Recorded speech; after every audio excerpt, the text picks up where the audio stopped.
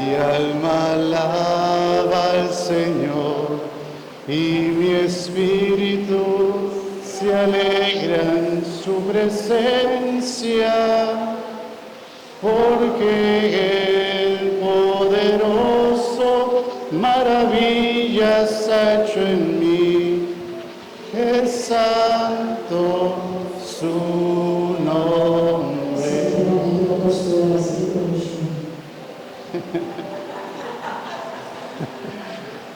Señor Dios de amor, hátanos aquí presente, manera la Virgen María estaba esperando el gran acontecimiento aquí, nos también aguarda 9 días, para buena noche, nos queda contento, alegre, feliz, la sombra no Salvador nace para nosotros, nuestra esperanza está segura, nos tiene un Salvador que nace para nosotros. Aunque tiene oscuridad, el luz de Cristo está más poderoso que tu cosa. Y por quita tu oscuridad, tu tiniebla, por de cualquier vida que te presenta su mente delante de ti. Oh Señor de amor, que te ha presentado tu familia que presente, tu jovencito, tu pareja que está aquí presente, para no quedar bendicionado, gracia y amor.